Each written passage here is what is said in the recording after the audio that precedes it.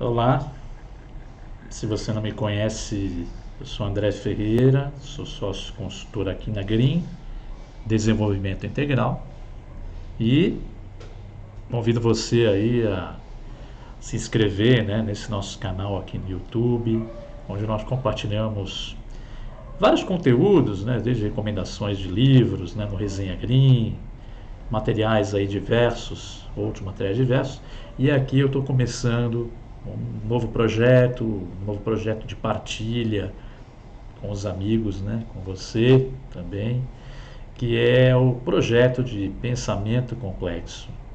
Né? Eu primeiro vou fundamentar um pouco de onde vem o que eu entendo por pensamento complexo, em quem eu me baseio. Né? Eu me baseio muito, né, por exemplo, estou com um livro dele aqui do lado, do Edgar Morin, né, é, da escola francesa, né, que ele fundou a escola francesa do pensamento complexo. Eu me baseio muito também, tudo que eu vou falar para vocês, nesse brasileiro aqui, esse livro altamente legal, As Paixões do Ego, do Humberto Mariotti, muito interessante, um grande estudioso do pensamento complexo. Me baseio muito no Maturana, né?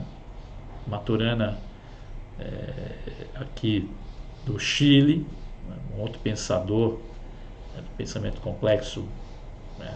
Traz a biologia de uma forma tão interessante para dentro do pensamento complexo. E também gosto de colocar muitas pitadas de Ken Wilber, que é um pensador norte-americano e que faz todo sentido, o jeito que ele trabalha com a complexidade, né, para entendimento. Bom, primeira lenda que nós temos que derrubar, né? Quando a gente fala em complexidade, quando falamos em trazemos à nossa mente o complexo, difícil, complicado. Nós achamos que isso é igual, é sinônimo de difícil e complicado.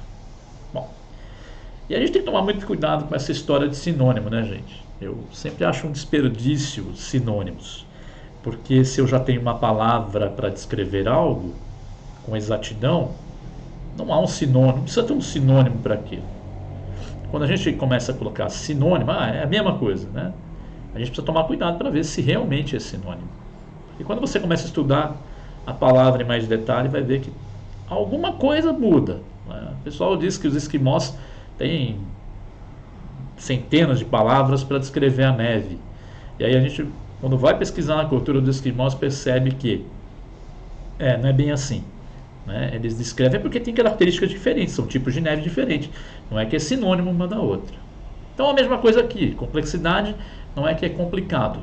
Complexidade no nosso caso tem mais a ver com um sistema que ele tem uma incerteza grande. Então quando há incerteza, não há previsibilidade, isso torna complexidade, torna um sistema complexo. Sistema composto por elementos, né, e que tem incerteza. Vamos falar disso. Isso quase hoje não é presente, né, na nossa vida.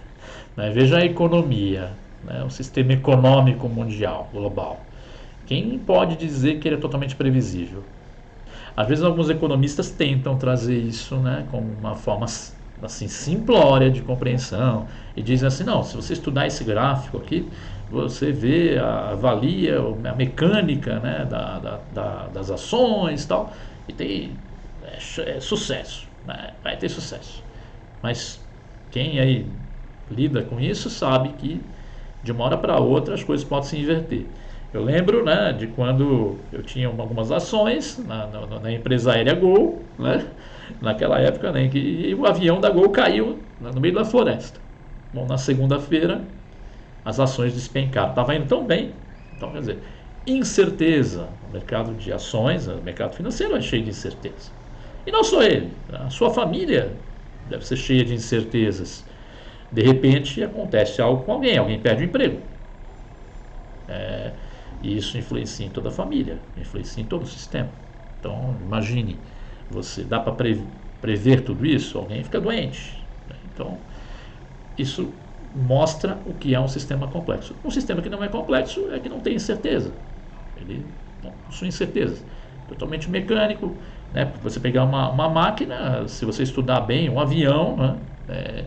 O nível de incerteza da máquina avião é muito pequeno, né? Você percebe, se analisa cada peça, o desgaste dos materiais, você consegue prever tudo que pode acontecer.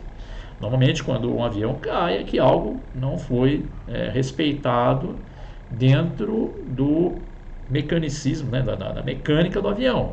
Não se trocou uma peça no período adequado e tal, não se respeitou algo que já se conhece, né? Então, agora, não estou dizendo que onde o avião, né, o ambiente, o sistema onde ele entra, seja previsível, né? As condições climáticas e tudo mais não são previsíveis. Então, olha, o aviãozinho, o funcionamento do avião é totalmente previsível com uma máquina. Agora, aonde ele sobrevoa, não, para onde ele voa, aí nós temos sistemas complexos. Por isso que tem acidente de avião também, né? Então tem tudo para se contemplar. Bom, mas vamos lá, né? Já aí entendimento de que complexidade tem mais a ver com incerteza, né, do que com difícil, complicado, né? Então eu também preparei aqui um slide, um ou dois slides aqui para que a gente possa começar a explorar um pouco melhor, né, essa história de pensamento complexo. Vamos ver esse slide. Eu trouxe esse do grupo de estudos do pensamento complexo, essa imagem linda que nós temos aqui do nosso planeta, né? E o nosso planeta aí é um sistema complexo, né? Vocês vão entender o porquê com a próxima explicação, né? Mas já com essa imagem aí que você tem dentro dela, guardando ela na sua mente, vamos a uma imagem um pouco mais ilustrativa do que é um sistema complexo. Então, primeiro vamos entender o sistema. O que é um sistema? Que tem um ou mais elementos. Então, cada bolinha dessa aqui é um elemento de um sistema. Você pode imaginar aqui várias coisas, né, de um sistema. Olha, aqui pode ser o corpo humano, como já, né, a gente coloca. Aqui você tem o seu fígado, aqui o rim, aqui o coração, amém, o cérebro, né, os braços, as pernas, cada elemento aqui, né, funcionando, né, e compondo o sistema. Bem, enfim, você pode ter um sistema com elementos, inúmeros elementos, aí, até difícil da gente contar, como é o caso do corpo humano, né? Tem células e componentes e elementos, sei lá, uma quantidade aí que talvez nem dê para se contar mais, mas tudo bem.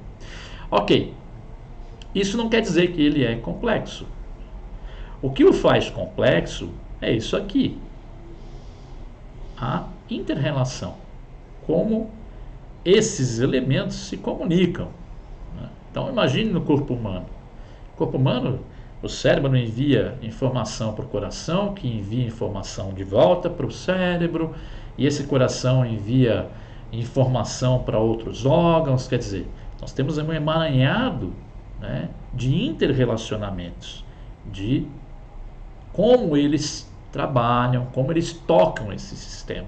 Então imagine aqui que cada um desses elementos tem uma certa autonomia, mas mesmo assim ele depende do outro para sobreviver também dentro desse sistema. Isso é muito interessante. Então, o que compõe um sistema complexo? As inter-relações, né?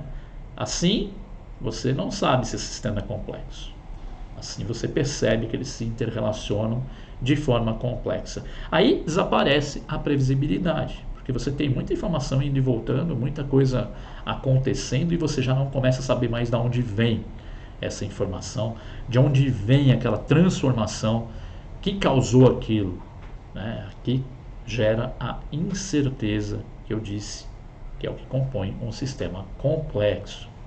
Um exemplo legal de sistema complexo, que eu digo com poucos elementos, é quando a gente descreve um casal, né? Que se casou, né? Um casal, duas pessoas ali que resolvem tocar uma vida juntos, compartilhar algumas coisas juntos, tal. Então imagine você, quais são as inter-relações que esse casal tem? Tem uma inter-relação financeira, eles resolvem ter projetos juntos, né? Então projetos envolve às vezes dinheiro, então ó, a gente tem que compartilhar ali dinheiro, cada um colocar, né, dinheiro nesse projeto. Então isso, né, vai começando a colocar complexidade. A outra é claro que o romance, né, o relacionamento deles dois, né, outra linha que eles, né, a outra das necessidades. Então imagina quem já pediu pizza aí, casal, que pede pizza, né? E do que vai ser a metade e a outra metade? Porque não pedir a pizza, às vezes tem complexidade aqui, né? Tem mais um interrelacionamento das necessidades. Se tem filhos, então, aí começa, como que a gente vai educar o filho, como que vai afinar, né? Então temos um interrelacionamento para a educação do nosso filho, dos nossos filhos. E aí por diante, gente, coisa acontece, o interrelacionamento de saúde, vai causando o quê? Vai gerando vários interrelacionamentos, várias linhas nos quais o casal se relaciona. Isso, olha só, 2 elementos só, mas super complexo. Tá? E pode ser que tenha um sistema que tenha vários elementos e que não tenha tantos interrelacionamentos assim, seja menos complexo, seja, né, mais, como é que eu posso dizer? Ele seja mais simplório, o sistema, não tenha tanta interconexão. O exemplo que o Morin dá, o Morin, né? Morin, eu falo em português, sempre esse nome me fala errado. O Morin, ele dá, é o do tapete. Né? O tapete tem ali os seus componentes, a linha, a cor, tudo, mas é tudo entrelaçado, tá tudo conectado. Né? Então, desde a primeira ponta até a última ponta do tapete tem uma conexão. Eles estão, você não sabe onde começa um, onde termina o outro. Então é uma grande teia, uma grande, né, tecelagem. Né? Então esse é um exemplo também visual. Ok? Então, sistema complexo, sistema onde há a incerteza, tá, presente. Vamos também trabalhar agora uma coisa que o Mariotti trabalha legal, e eu peguei alguns outros exemplos e coloquei aqui, transformei um pouquinho no que ele chama de operadores cognitivos do pensamento complexo. Isso aqui talvez possa ser visto assim, gente, como para compreendermos o pensamento complexo, para começarmos a trabalhar o pensamento complexo, entender alguns pilares dele, né, para a gente começar a se trabalhar em nós. Esse é um trabalho que a gente faz individual, em cada um, para começar a olhar, observar as coisas com esse modelo de pensamento.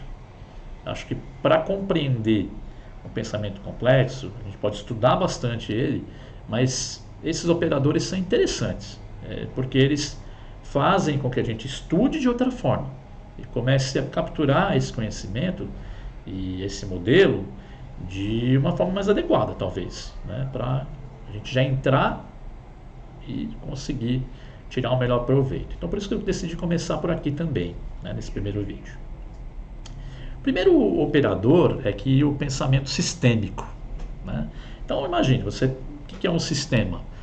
2 ou mais elementos que se interrelacionam e produzem algo, né? Tem uma função, né, de produzir algo. Vamos lá.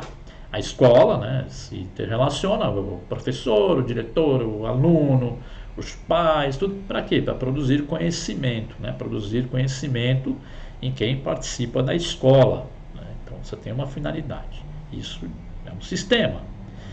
Uma empresa, mais simples de compreender, você tem vários departamentos, várias pessoas nesses departamentos se interrelacionam, né, todos esses elementos, cliente, fornecedor, para se produzir algo, para se entregar um serviço. Então você começa a imaginar aqui, o que é pensamento sistêmico? Tem esses elementos, tem os seus subsistemas às vezes, né? Porque dentro de uma empresa tem vários subsistemas, são as áreas da empresa, né? Nelas você tem ali seus elementos e que geram um sistema maior para a entrega de um produto ou serviço. Então, essa é a primeira visão que nós temos que ter aqui, né? Olha, praticamente você consegue avaliar tudo através do pensamento sistêmico. Você começa a perceber sistemas em tudo, enxergar sistemas em sua realidade, né? Vamos lá. Próximo, circularidade. Aqui é sair do pensamento linear.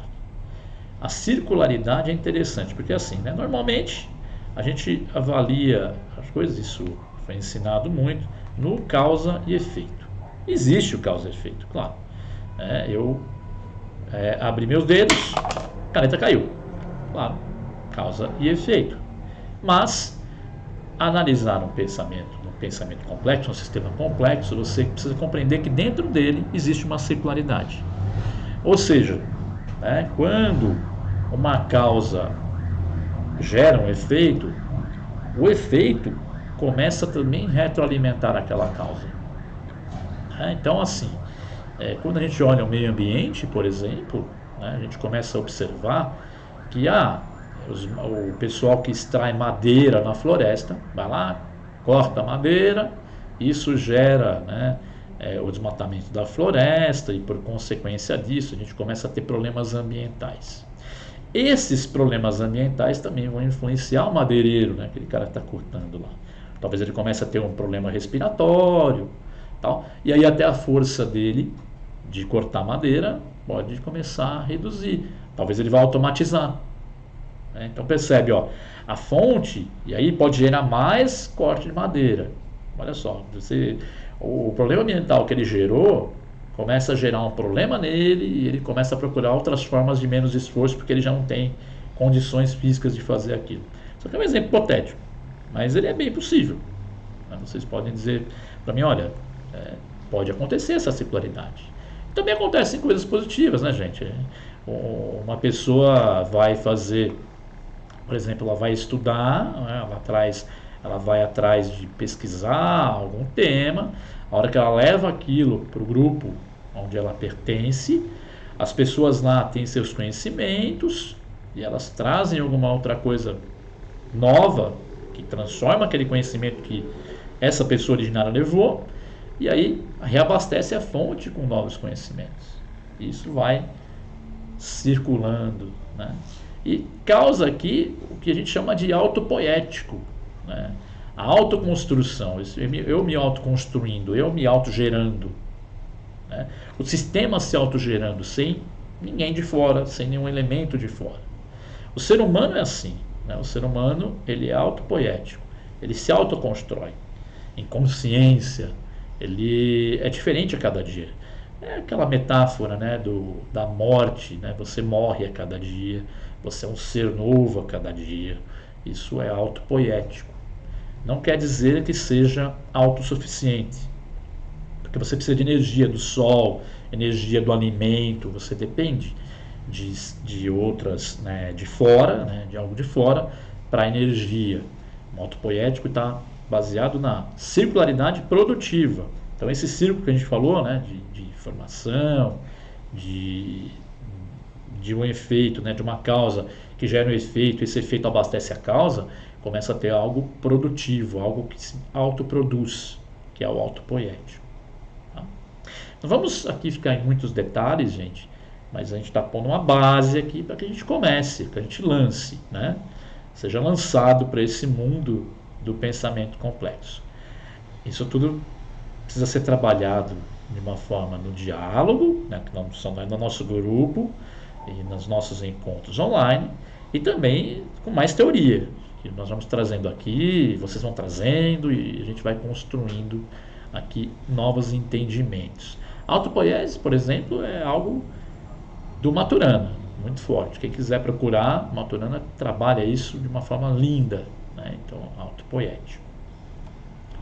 Hologramático. Aqui eu gosto também de trazer um pouco com a compreensão do Ken Wilber, e também das grandes tradições mais antigas, que enxergam-se como holons, que, por exemplo, a célula, os órgãos, uma pessoa. Então, como se fosse uma cebola em camadas, e a célula pertence ao humano, uma pessoa, e a pessoa também faz parte da célula, porque sem aquela célula não existe pessoa, e sem aquela pessoa não existe aquela célula. Então é um hologramático. Quando a gente pega o exemplo do DNA, você, por um fio de cabelo, você consegue compreender a quem pertence aquele fio de cabelo, você consegue compreender o todo, aquela pessoa. Esse trabalho com células tronco é um exemplo disso. As pessoas querem colher aquela célula-tronco para depois poder até recompor de forma praticamente como se fosse a parte original da pessoa um órgão que venha a não funcionar completamente. Não estamos discutindo aqui a parte ética, gente, por favor. É só o raciocínio que está por trás disso. Esse raciocínio hologramático, através de uma pequena parte do seu corpo, né, ali do cordão umbilical, eles pegam aquela matéria, vai poder ser utilizada no futuro, porque ela explica o todo, então ela vai poder gerar cópias ali de partes suas no futuro. Então, o DNA eu acho que é um dos melhores exemplos para isso, né? Você consegue decifrar. Bem, esse é o hologramático. E aí o hologramático tem uma coisa muito interessante, né? Já que o micro explica o macro explica o micro, você fala assim, quem é o mais importante? Né? Aqui a hierarquia hologramática, ela é bem diferente dessa hierarquia opressora, que tem um chefe. A gente não pode dizer que, por exemplo, no corpo humano, o cérebro seja o chefe. Ele não é. Ele talvez consolide informações, ele é o banco de dados, ele é o decisório. Mas o funcionamento dele é tão importante quanto o funcionamento de outro órgão, do coração, do intestino, do rim, da perna, tudo. Eles todos precisam trabalhar em harmonia com sua autonomia, com suas decisões, para que o sistema funcione corretamente. Todos precisam respeitar e ser comandados em certo momento, pelo outro órgão. Isso acontece também na empresa, né? A gente fala de liderança, existe às vezes, né, o que a gente chama situacional, né? Tem situações, por exemplo, de liderança. Você, não só no aspecto de, que a gente chama muito de liderança situacional, é assim, é preciso ser um líder diretivo, um líder participativo, não é só isso que está falando. Existem situações, projetos, por exemplo, que o gerente ele é gerenciado por um colaborador dentro do projeto. Por quê? Aquele colaborador é que está cuidando daquela parte do projeto. Então, naquele momento, ele passa a liderar o grupo. Isso acontece em praticamente todos os sistemas complexos. Tá? Os barulhos aqui não vamos ligar, né? Vamos lá, estou fazendo isso aqui sem muita tratativa acústica, e então estamos num sistema complexo, não tem como controlar isso. Isso é a incerteza que vai ter aqui, talvez daqui a pouco passe um gato, mas tudo bem, vamos tocar, e o importante é continuarmos trabalhando esse tema. Contraditório, olha que interessante. A contradição no sistema complexo é permanente. E talvez esse aspecto seja o que a nossa sociedade hoje precise, né, de mais pessoas assim, que compreendam que o contraditório existe. Então, assim, eu posso gostar de uma pessoa, mas não 100%. Isso não é problema. 1% do que eu não gosto, ou 15%, não me faz aquela pessoa ser menos importante do que ela já é. Né? Então, o Ken Wilber traz uma frase que eu adoro muito, que vem a ver com contraditório, que ninguém é tão bom para ser 100% errado. Né? A pessoa tem que ser muito boa mesmo para ser 100%, estar 100% errada. Né? Todos nós temos um percentual ali de doença, não está muito correto, e também um grau de que está certo. E, aliás, o certo e o errado já é uma coisa linear. Então, a gente começa a perceber que precisamos tomar cuidado com isso. O certo e errado que eu falo aqui é mais assim, eu não estou vendo os fatos de forma correta, dos ângulos corretos, eu não estou respeitando as várias visões dos fatos. Né? Então, o contraditório ele existe até na hora que você vai se levantar da cama. Né? Esse antagonismo, né? Essa coisa, uma força puxando a outra para lados opostos. Os seus músculos fazem isso para você se levantar da cama. O corpo humano trabalha em perfeita contradição. Né? Tem forças ali que estão trabalhando em contradição e gerando movimento, como é o caso dos seus tendões e músculos. Né? Está sendo puxado para que eu mexa essa mão. Né? Músculos e tendões estão trabalhando em contradição aqui, para que haja um movimento. E aí, quando a gente olha na sociedade, o que a gente quer evitar? Né? Comunicação, em família, o contraditório. Mas sem o contraditório, se a gente ficar só no pensamento único, né, só naquela forma única, não há evolução, não há movimento. Essa é a metáfora que a gente tem que trazer para cá. Então você vai implementar alguma coisa na sua comunidade, na sua empresa, tal. Aí você quer que ninguém se oponha àquilo. Mas se ninguém se opõe, normalmente você vai acabar percebendo que teu sistema não vai ser tão complexo assim, não vai funcionar e vai se tornar o quê? Obsoleto rapidamente. Né? Não teve contradição, ninguém exigiu um aperfeiçoamento, ninguém trouxe aquela visão do e se acontecer isso, tá? Aquela pessoa chata, a gente fala, nossa, está jogando contra, é o antagonista, né? Ele é que traz a evolução do sistema, ele que traz em equilíbrio, é claro, porque a gente não pode ter a barreira, né? O bloqueio. A gente tem que ter a coisa equilibrada.